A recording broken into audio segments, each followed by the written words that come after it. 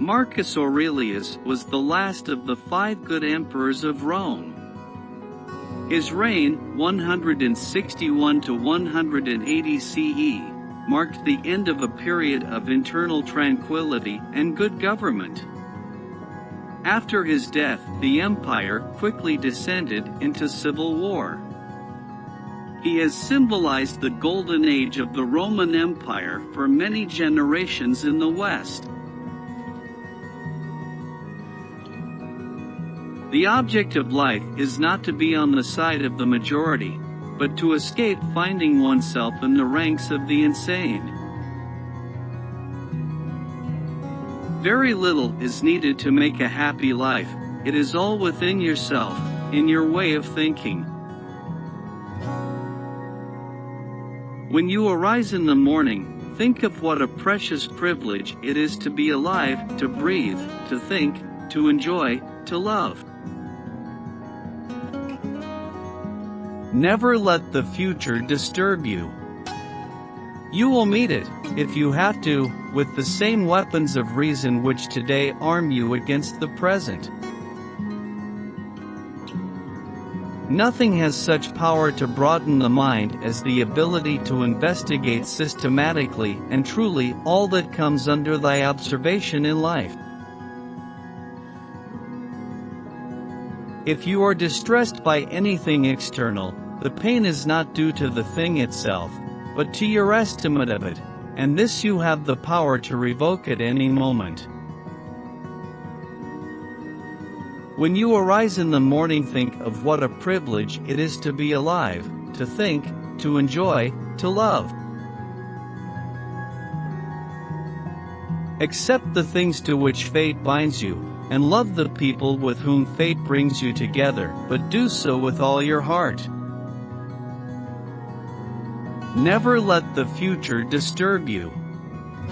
You will meet it, if you have to, with the same weapons of reason which today arm you against the present. If someone is able to show me that what I think or do is not right, I will happily change, for I seek the truth, by which no one was ever truly harmed. It is the person who continues in his self-deception and ignorance who is harmed.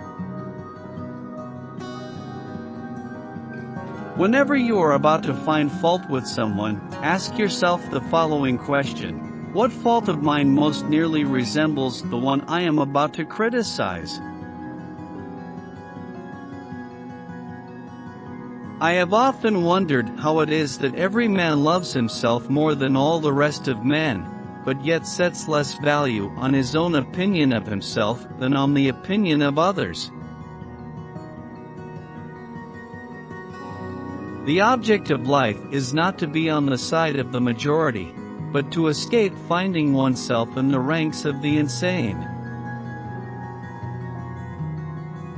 Very little is needed to make a happy life. It is all within yourself in your way of thinking. When another blames you or hates you, or people voice similar criticisms, go to their souls, penetrate inside, and see what sort of people they are. You will realize that there is no need to be racked with anxiety that they should hold any particular opinion about you.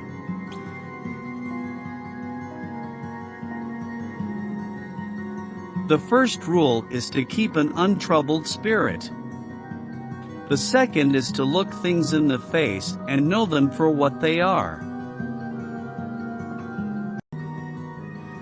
Live a good life. If there are gods and they are just, then they will not care how devout you have been, but will welcome you based on the virtues you have lived by. If there are gods, but unjust, then you should not want to worship them. If there are no gods, then you will be gone, but will have lived a noble life that will live on in the memories of your loved ones. Do not act as if you were going to live 10,000 years. Death hangs over you. While you live, while it is in your power, be good. Here is a rule to remember in future: when anything tempts you to feel bitter, not "this is misfortune," but to bear this worthily is good fortune. Look well into thyself. There is a source of strength, which will always spring up if thou wilt always look. How much time he gains who does not look to see what his neighbor says or does or thinks, but only at what he does himself, to make it just and holy.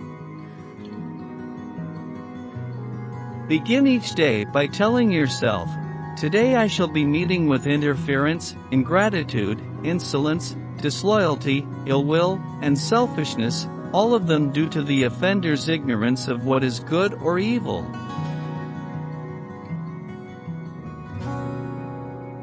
You always own the option of having no opinion. There is never any need to get worked up or to trouble your soul about things you can't control. These things are not asking to be judged by you. Do not indulge in dreams of having what you have not, but reckon up the chief of the blessings you do possess, and then thankfully remember how you would crave for them if they were not yours.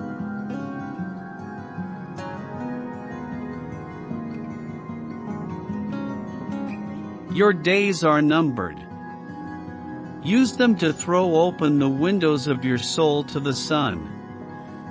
If you do not, the sun will soon set, and you with it. If someone can prove me wrong and show me my mistake in any thought or action, I shall gladly change.